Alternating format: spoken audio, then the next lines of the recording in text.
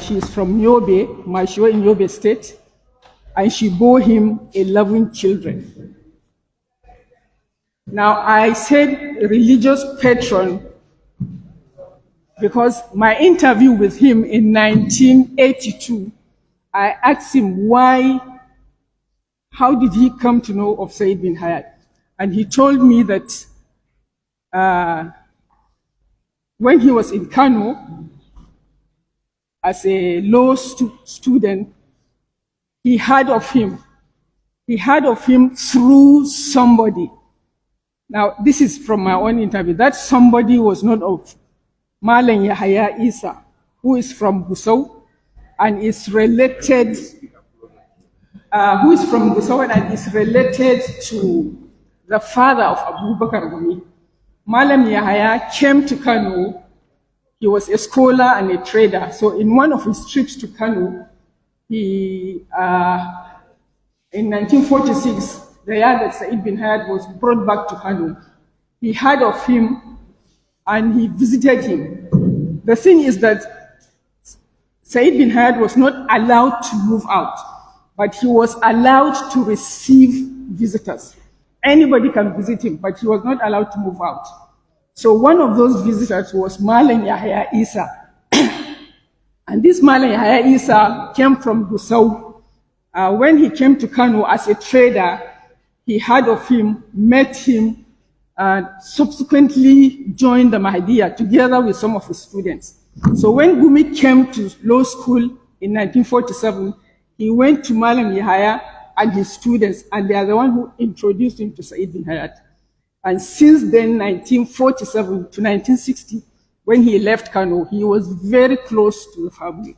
In his own words, he said he was there because Said bin Hayat came from Sokoto, Gumi came from Sokoto, and he was a religious leader, and then he blended into the family like one of them, so much so that he married one of Said bin Hayat's daughters.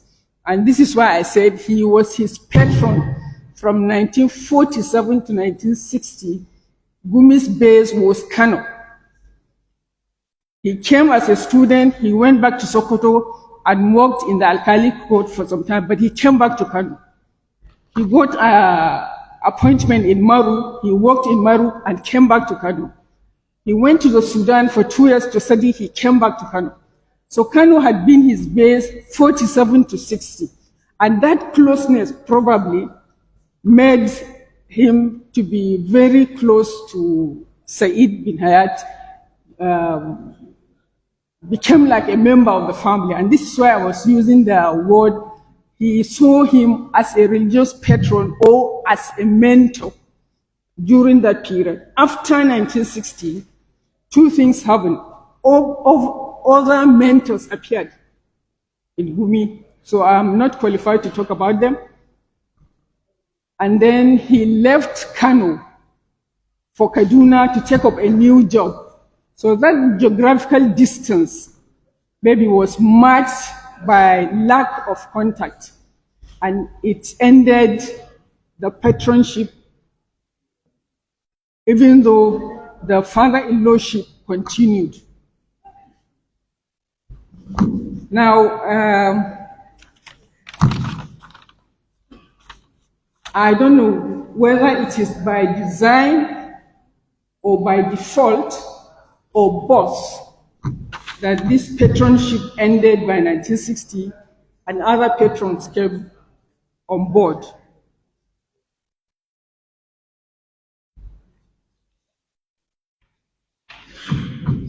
And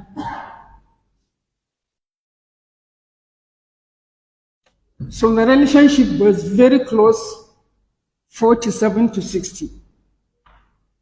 And it changed after 1960. I said for two things. One, other patrons appeared. Two, he left Kano for Kaduna to take up a new job. How many minutes do I have? Three more?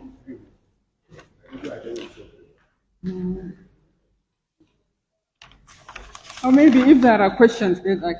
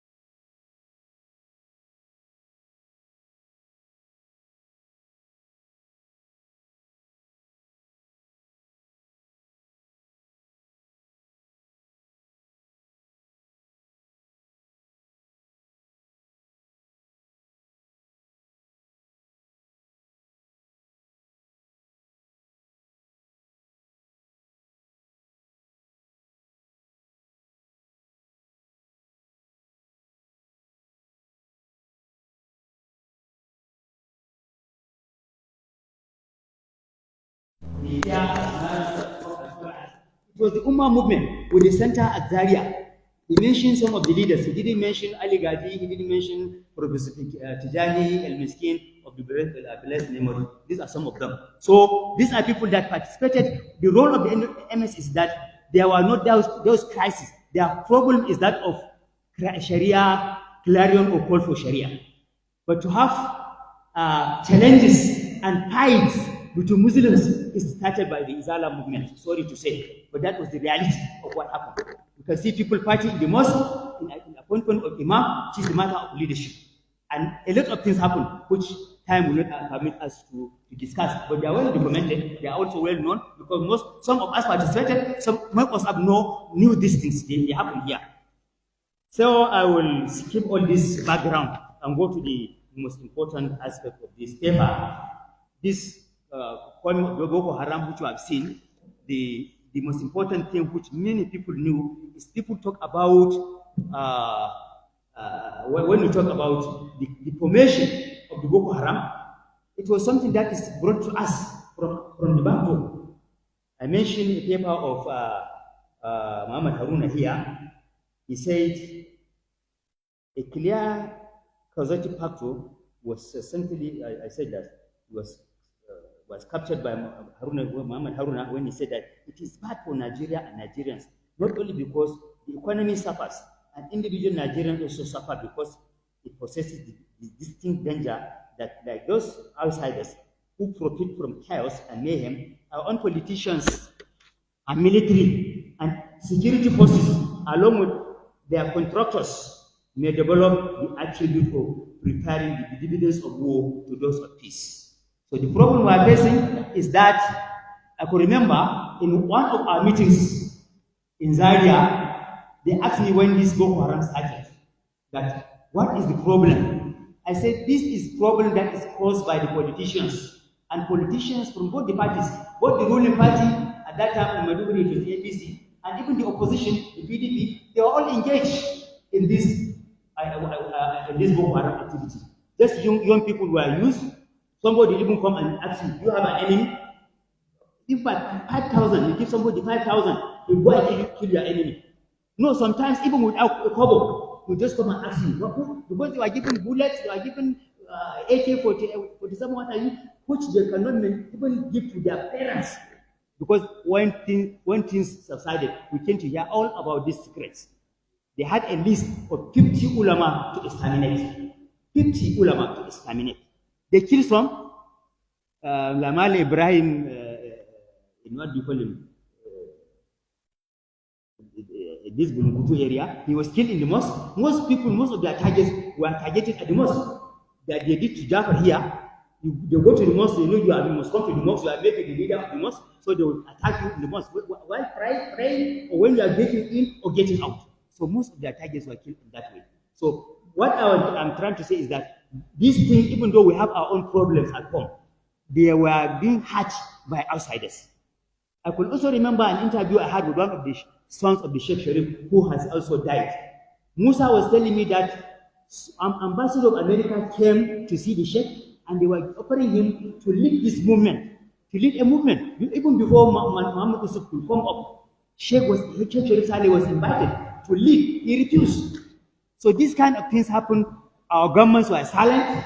Things are happening. They will mention names. If somebody is very small, if he's not a leader, he doesn't have any position, they will kill him. That was when the movement came into the top. But when a top politician is mentioned, they know how to quench the matter. They will not even call him to defend himself. So this kind of crisis that has been happening, I could remember there was this Danish cartoon. When the Danish cartoon was done, we had a lecture at the Rama Square in Maiduguri. I was there as the Amir of the Ummah. So I told people that, look, Christians are not our target, and we don't have any problem with Christians, because if you look at the history of Islam, the Christians aided Islam. They aided the Prophet before Islam gained the position that it got. So Christians are partners in progress. They should not be fighting Christians. Somebody, maybe a Christian or a Jew, will do something in America or in Denmark or whatever, then we will be burning our economic structures, our institutions. institutions and what have you. This has been happening for years. In Kano is very much known. Plateau, Kaduna, all these kind of things. But why is it happening this way? There are some people behind it. That was why I also gave a reference to Professor Samajibia, who also clearly shown to us in one of his articles that the Jews were expelled in Nigeria in 1973. Then they were allowed to come in. Then we were having this problem in Plateau. Plateau was having this, but when the Jews came in, all these kind of religious Christs were coming in. So these kind of things must be looked into. When they say there was problem and there was what do you call it? No movement from 6 to down. So after 6, you don't move out. But you see people, some people, because you live in the house, but you can hear machine moving, you can hear motor moving. Who is moving? They are moving with the bringing all kind of ammunition. I saw in my own eyes in the entrance of Maiduguri, that Jimtulo area, when they were bringing a lot of motors to fight Boko Haram. I was so amazed. I said, what kind of group? They don't have more than 100 people as a group. Because I know we in the MSS and Ulama cannot boast of 1,000 in our register. How can these very small people come and then the government is fighting them as if they're fighting foreigners? Mobilizing. So these things are planned. They come in with all kind of armament into the Zambiza area. When somebody is Boko Haram targeted and kill one person, the soldiers will be defending themselves in their sacks. They will not come out. After they went, they will not pursue this man. They'll be killing people around. Like what happened in the custom area. Somebody, a bomb just exploded. They will not pursue anybody. They will not get anybody. They killed about 50 people there. Innocent people. So many innocent lives were killed in that process. So the problem is that of our own people, our own society, how we look at our own affairs, how organized are we? These kind of things in the society we have, the nationalism we're talking about is not there. We don't see ourselves as nationals. People that have nationalism, patriotic citizens, we don't have. You can vandalize your structures, nobody will talk to you. Is this the kind of training that was given to our people before? These are things that came later to the stage. So, before I conclude, I gave some ways or manners to settle these problems or these conflicts. I mentioned the role of all people. The society is, all of us are part of the society. The ulama, the business people, the military, paramilitary, like the civilian JTF. When things become tough, one Bahalawan came up with a stick, like it was done in the Sudan. All of us are historians who knew the history of Sudan. In Sudan, it was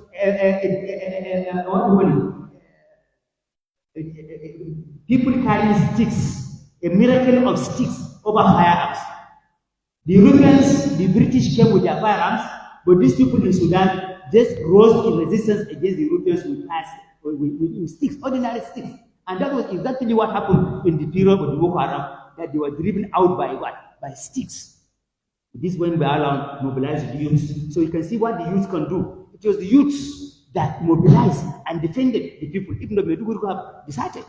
And from there, they changed the name of the whole thing to the Northwest, the North Central, cattle roasting, kidnapping, Palmer Hada, which we all know there were Palmer Hada problems and crises before, but not as what is happening today. Somebody will come and even sit down with his machine gun AK and start with the government and say he's negotiating with the government and nothing will happen to him. What do you think of this? So these are kind of things that we say, if we are sincere, the whole thing, I gave example of what happened in Maiduguri. I said it didn't copied by, emulated by the Northwest. There was a resolution in bringing peace between two parties. But the problem is that there was no sincerity in the whole affair. They were not sincere. Who is organizing the resolution? Who is bringing people to come to the table? There was that problem. That was recently, as all of us maybe have heard in the media, the journalist is saying that Buhari was mentioned by the Boko Haram, and then when Garba Shehu rose against him, the topic changed. So he said no, he was not accusing Buhari of being a Boko Haram member, but this video. So Buhari himself was a target, but really they mentioned his name. I could remember it was a plan. They mentioned Buhari that they want Buhari to be to be on their side, to defend them in that committee that they want to go, they want a resolution. But Buhari was attacking Kaduna. We know it.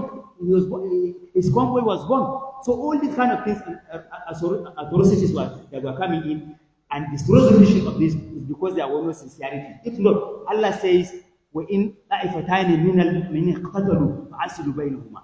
Sulhu is agreed, but who is going to do the sulhu? How is it going to be done? The ulama. But the ulama are not given their position to do that. There was no sincerity in one thing. And there must be justice in what we are doing. You are giving people salary. The salary cannot maintain their houses. From me up to any person here, nobody can say that the salary is maintaining his family. Is that justice? And somebody who is just a member of house is giving millions of naira. Millions. And Nigeria, for that matter, I saw one table recently that South Africa is the highest paid for the teacher, but Nigeria is the lowest. Even Chad, Cameroon, and Niger are paying salaries more than us.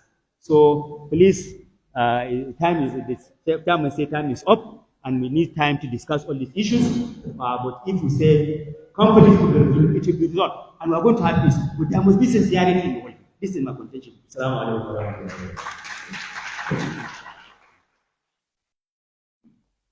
All right. Thank you very much for these powerful presentations by senior colleagues. Can we please give them another round of applause and appreciation? Thank you very much. They have given us a whole lot to digest, and art is long and time is short, so it's always a problem. We will have maximum of 45 minutes. Now it's just about 6. We should be able to round up. It's 5. Okay, 5:45. Oh, you want to go up to 6? Maghrib is shortly after 6.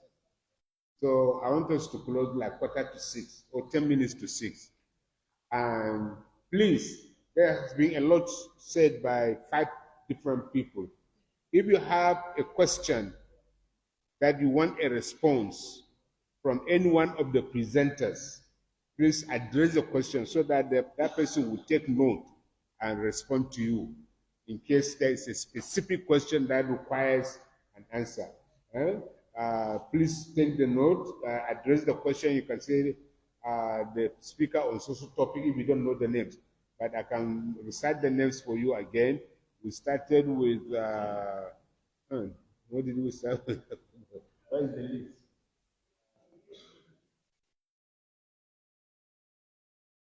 So the first speaker was Dr. Awal Anwar. The second speaker is Professor Mokhtar Bunza. The third speaker was Professor Tijani Muhammad Nania. And the fourth speaker is Professor Asmao Garba. And the last speaker is Professor Muhammad Kari. So if you have a question that you want them to address specifically, please address it to them. They take note and respond to you.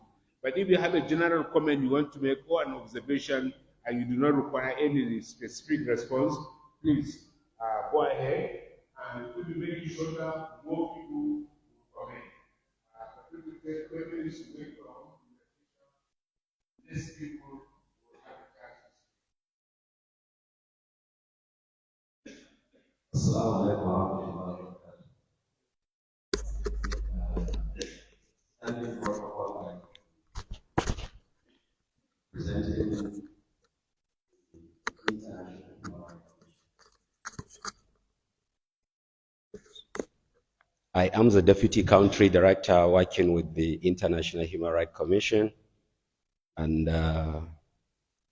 I congratulate the organizers. And secondly, I want to make a broad observation about the nature of the conference. My observation is that the participants that are drawn here should have been from the grassroots, the typical ulama. And the language of the presentation should also be, of course, as I understand, is becoming flexible, because I was asked if I can speak either in Hausa or in English. But to be candid, the core ulamas we are referring to should have been invited and should please be put in the proper perspective, especially maybe the academia aspect of it, so that at long run, there should be some designs meant for them and the larger society by extension, because they talk to the people directly. They are the ones giving the sermons. They are the one leading students every hour. There are ulamas that the entire hours, they are busy working on it. Secondly, you see, the domestication of this topic or theme of discussion, ulama in the Nigerian politics. Believe you me, the contemporary happenings in the Nigerian politics, not that the politicians or the contemporary Democrats are not aware of their role. Believe you me, they know the positions they occupied. A typical example is the contemporary crisis in Kano nowadays, the so-called endeavor. Do you know that the number of the ulamas they engage, not even the lesser pilgrimage, but even at the local level, trying to invoke and to explore them, to condense and at the same time to pacify their standing problem, then can't we make good use of the political arena? This is the central question. To be candid, now in the contemporary maybe the Fourth Republic, the democracy of the present Fourth Republic, do you know that there is what they call Islamic constituency? This Islamic constituency are the same advocates being referred by my professor Nania, that they have now changed, becoming active into politics, but with a lot of challenges and hurdles. What happened? Because they see you as a threat. Now we have to go back to the drawing board, this historical perspective to be our guide, so that something must happen. Because when he was trying to make contemporary reform of Sharia, what happened immediately after 2007 election? Would you believe the last words was making? Nobody can make an impact. 2023, 2003, I mean, was out referring to Sharia. But you know the funny thing, you cannot preach with Sharia even in the political discourse this time around in the same camp. In the same camp, it is not that very popular. What happened? To show you that there is need to go back to the drawing board and look at our contemporary situation and diversify what is left for academia, conferences of this nature, what will be designed, the template meant for the society so that action was started from somewhere. Because even the private organizations, the NGOs that you are referring to, believe you me, the politicians has already gotten the right over it. When you are saying IS siyasa, Sinchi siyasa, the Gombe, Manamizi, Gombe, and Manamizi, the same thing they have been looking at the academic community as a threat to the political sector. If you don't know, you better know about it. Do you know that presently there are other stakeholders in the academic sector trying to preach politics in the academy? I think deep foreign thing out in this siyasa. But where's another Manamizi?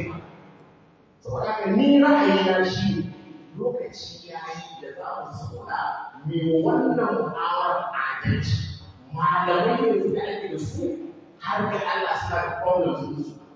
Sentiment aside, wannan magana ulama da ake yi dukkan su practically tsakanin su da malaman ba za mu zo kuna tattauna kuna kallon inda za ku ba su kai. Sun yi belief sector, sun yi belief da almost when it comes to the practical aspect of ulama. Shi ne malanta da malanta jagoranci da adalci da gaskiya. Ana ta maganar talauci, ana ta maganar babu, ana ta maganar shuguri da system kwaru waiwai. To daga yana za a fara samun canji. Ba su ne ake cewa the most desirable group wanda zai iya kawo al'umma mafita ba. To su ma sun an haɗe su. maybe wannan conference din ya zama shi da beginning a fara wani abu daga nan a fitarwa da 'yan gari, a fitarwa da malaman cikin gari, a kallaci siyasa ta tafiya, sannan kuma kuna da irin waɗannan abubuwan na rubutu da research da waye da abubuwan da ake yi ana yi a lokaci da ana mare, amma in ba wannan aka yi ba to za a ci gaba da yin magana a san academic contribution. Assalamu alaikum wa rahmatullahi wa barakatuh. Yeah, academic contribution is not the last but yes, your points are noted. I don't think that it's addressing want to respond to it. So, other comments, questions, criticisms, observations, the floor is open.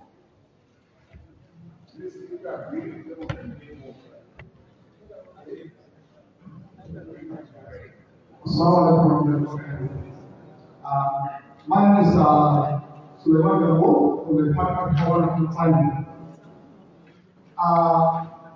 My question goes to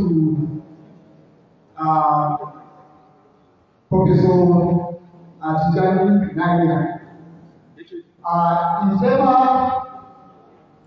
came across where you were saying that cultural declaration of necessity happens to be the dividing line among the proletariat and sectors of the then problem, and they mistakenly called him actually. Okay? But something of that nature, actually, that the cultural declaration has like a kind of a pause or a rift between the proletariat and sectors of then time actually. So if that is the case, I want to ask, after the mission, the paper categorized the goal of activity, then who learned which category based on the submission? Thank you. Take note. I don't make one response to the question. Yes, floor is open. We'll take all the questions and then we'll give the speakers opportunity to respond. Comments, questions, observations, criticisms, one over there. Thank you.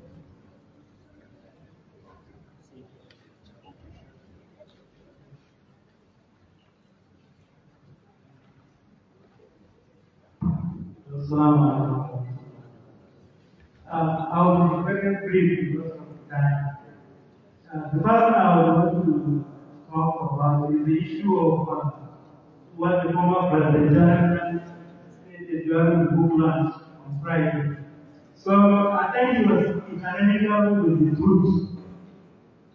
What really happened was that the so-called Boko Haram, because I don't believe in Boko Haram, so they don't call themselves Boko Haram.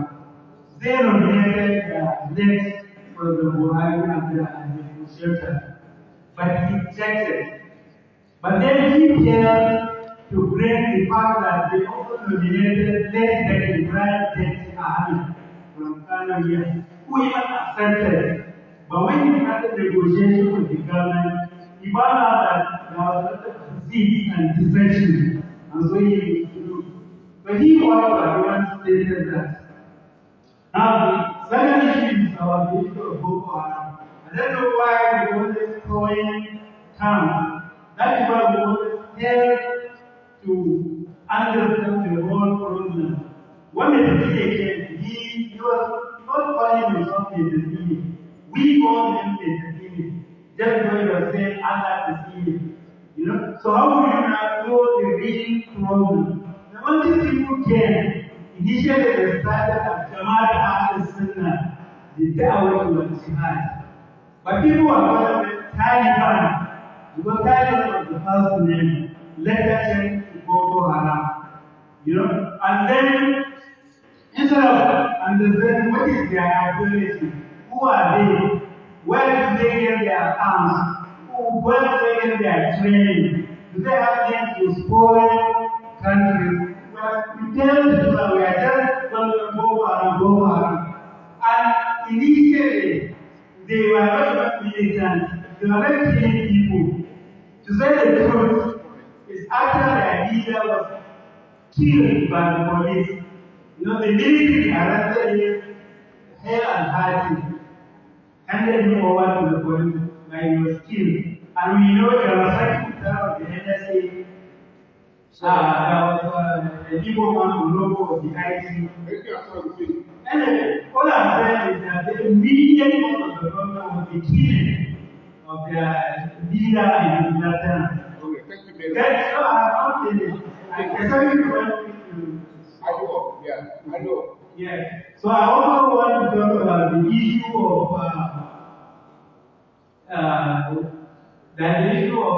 ulama advising the authorities. You know, we know Buhari narrated like this. The ulama always go to the authorities and advise them.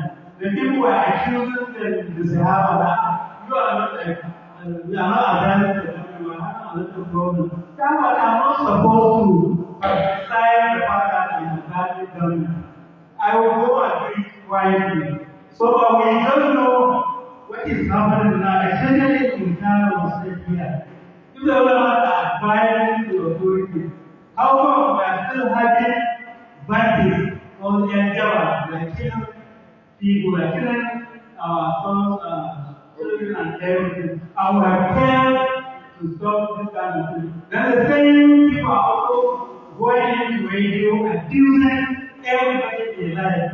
Whatever, whoever, no matter how highly placed you are, people in the radio will be accusing you. Therefore, why you know that? And lastly, That's enough. We had your point. Let's give other people a chance. Thank you very much. We have had your point. Let's give a chance to other people. Yes, over there. I saw a hand raised there, yes. Assalamu alaikum warahmatullahi. My name is Salahuddin Hassan. My question is, since it is about ulama and politics, I would like to ask a question. And my question is that I have heard that Ahmad Gumi narrated his trip to Iran, whereby he narrates how ulamas or how scholars or anybody that's aligned himself to religion was respected there.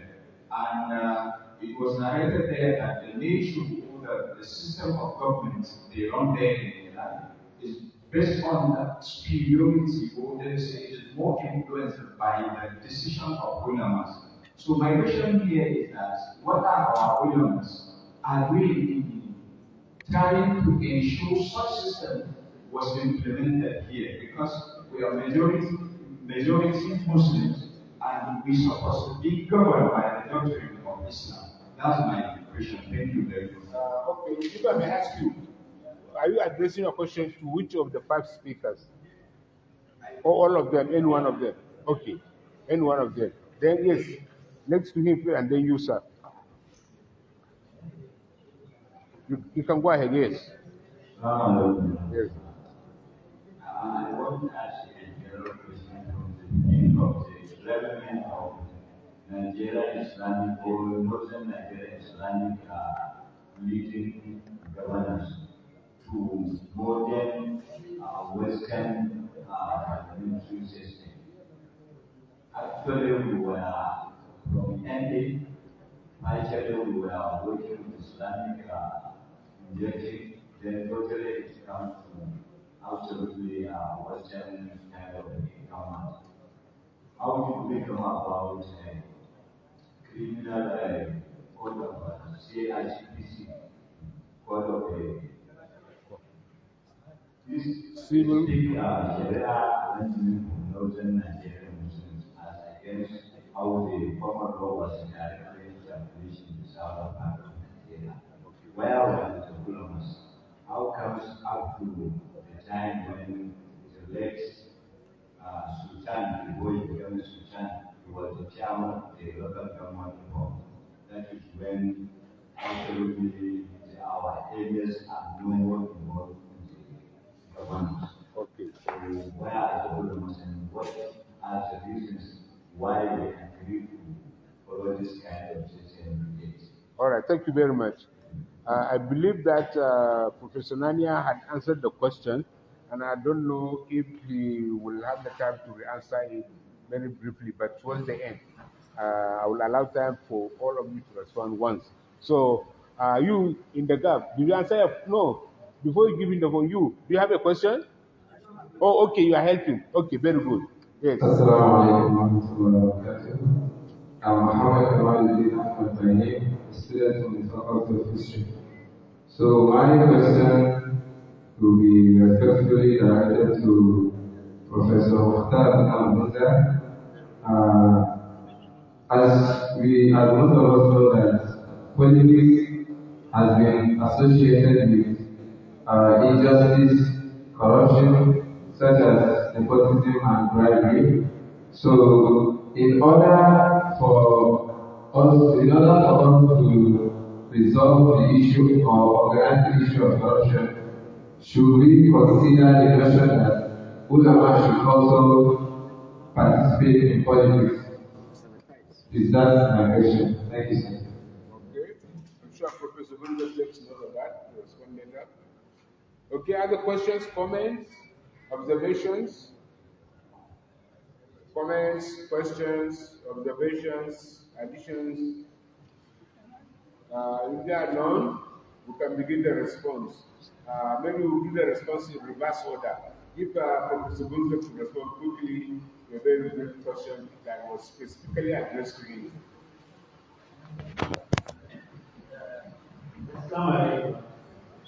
I think simply, I think I get you right.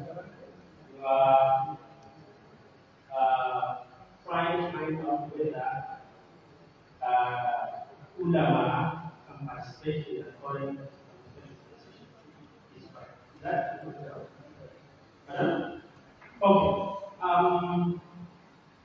My opinion is that no matter the situation, you can have exceptions. No matter how critical, how corrupt the system is, you can have something that can make positive representation or impact on the system.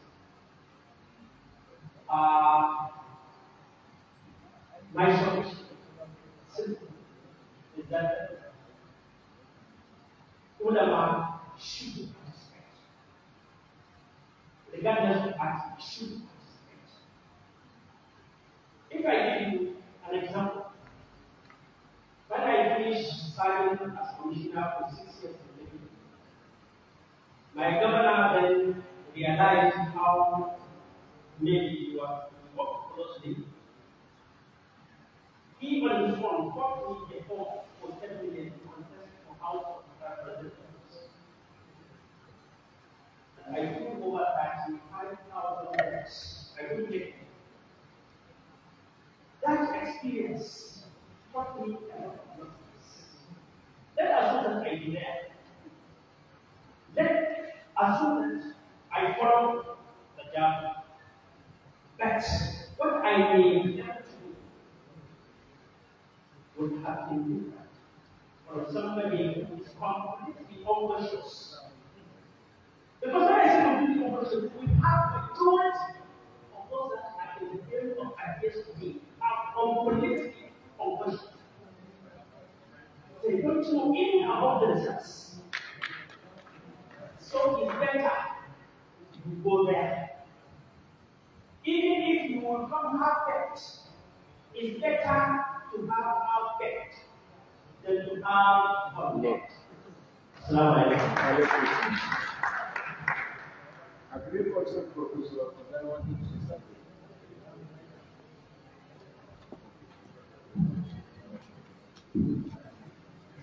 The first question is related to the issue of social utilization. Social utilization was an IDC innovation headed to most of the civil societies were present. It was there that Executive made his famous speech. In that famous speech is alluded to his understanding of the focus of the Muslims and Bibles. That Prophet's understanding was inclined towards Iranian Israel government. He came out clearly to show that he was tilted with regard to his focus on the direction adopted by Iran in Israel. There and then, other groups, other Muslim entities there showed interest. And it was from there that a division was noted.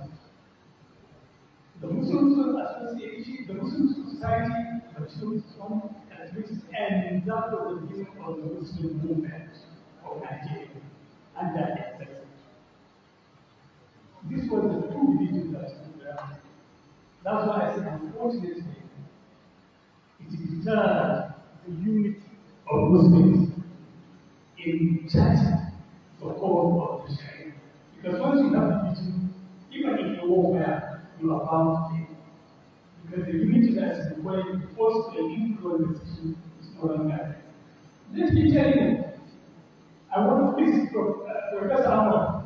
Professor Ahmad, I want you to listen to this. I don't know whether it will add also. You see, between 1976 and 1982, so many things happened that affected the unity of Muslims and the perception of the Muslims struggling in Nigeria.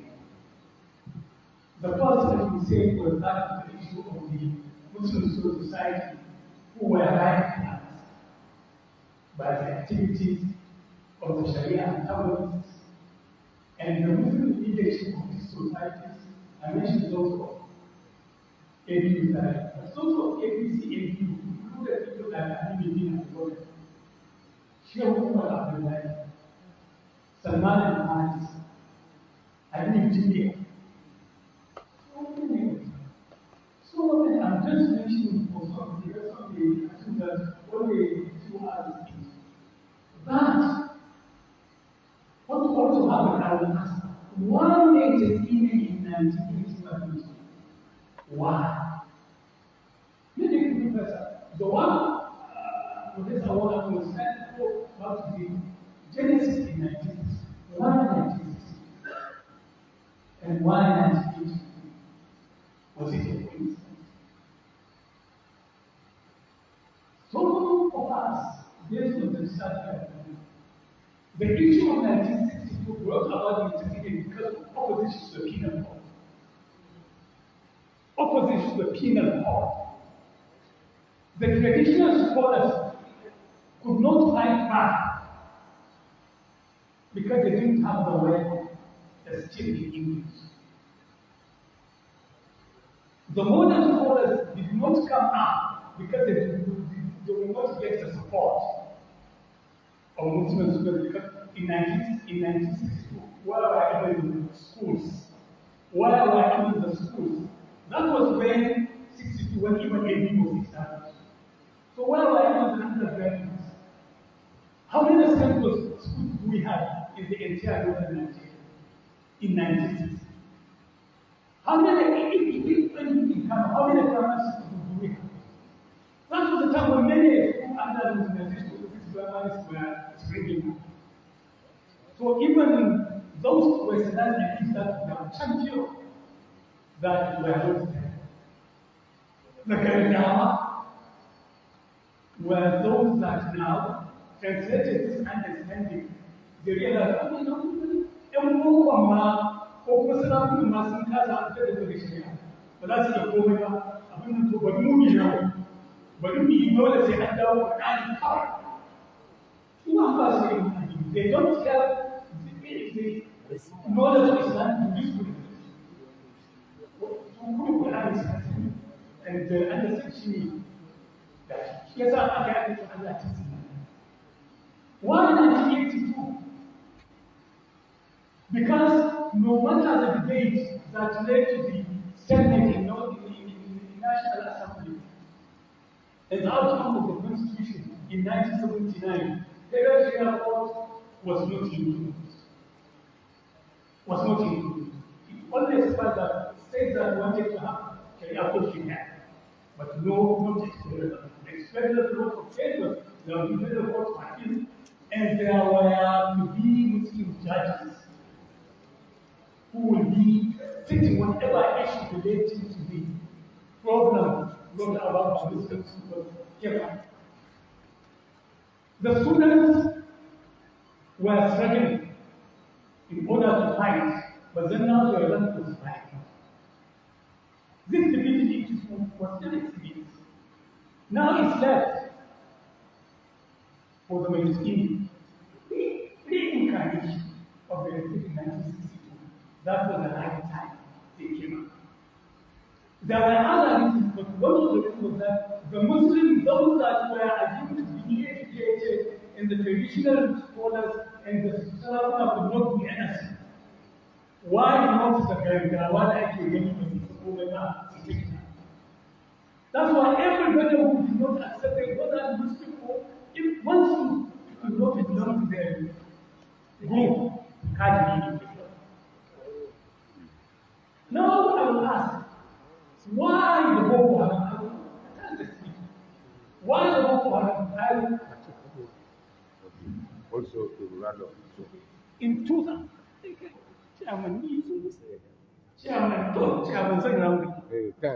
in 2009, there was a famous statement which Erdogan made when he was leaving for Brazil. And he was told that a group, Muhammad, did something in Borno. The instruction he gave is the presidential wing of the airport in Abuja. The instruction is, I directed the police or the military to deal with the situation square. That was the word, square. Right there and then, I just looked over my shoulder to my wife and I talked to her, I said, there will be a program. She said, me kake nufi na ce wallahi za a samu matsala. Kuma matsalar nan ba a san tsayuwar ta sai Allah.